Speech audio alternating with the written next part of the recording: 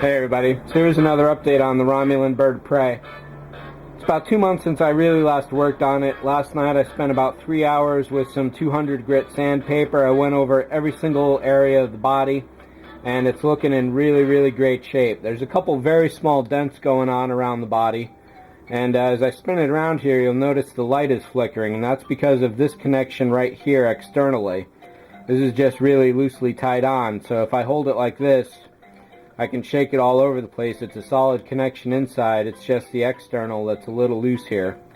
So it could be a dirty wire that's doing that, or yeah, it's probably got to be a dirty wire, I guess, or it's just not really tied on as tight as it could be.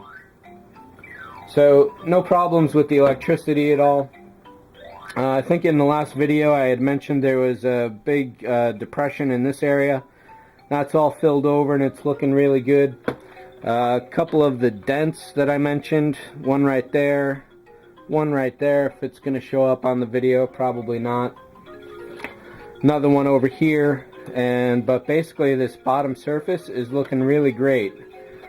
So one of the things I've been noticing is that you might be able to see a round impression here. It's not so much impression as a color difference. That's because every time the magnet goes on there it really slams home.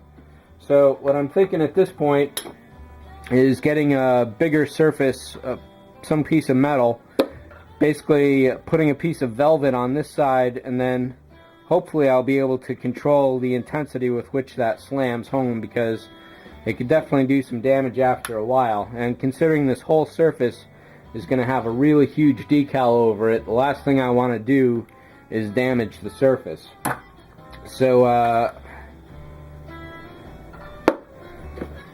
in doing this last finishing, you can definitely see some of the Bondo that I had used initially to build up this back rim, and there's an original popsicle stick that was inside that I used as the support structure. Overall I got some really sharp edges all along, so I was really happy about that. Not having any dents or anything going on is really good. Definitely the thing you'll notice here is a bunch of light leak going along this edge. And basically that is not any kind of gap or anything. What it is just the CA and baking powder soda that I use to fill those areas. So after this next round of primer, that should all disappear with no problem. And one other thing I was worried about in the last video is that I may have gotten black spray paint on some of these windows, and that definitely shows up here that I did in fact get some black in these areas here. So I'm going to take a pin vise, do some really gentle drilling those out, see if I can get them.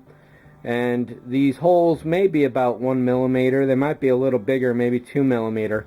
So I should be able to get some fiber optic for that. And if I can get the right size for all the windows, I'll just poke out the wax paper that's behind these. And turns out that I forgot an entire row of windows all along this bottom edge here. So with fiber optics I could easily go and put those back in. So we'll see how that goes. Right now this is one round away of putty primer and paint and sanding to the final paint of the entire body, which color I have not determined yet, and then it's the decal. So this is very far along. It's just been sitting around waiting for me to catch up on a bunch of other models, and now that I have, everything's just about good to go. So in the next couple weeks, hopefully I'll be able to get this done by Christmas. So thanks for watching. Take care. See ya.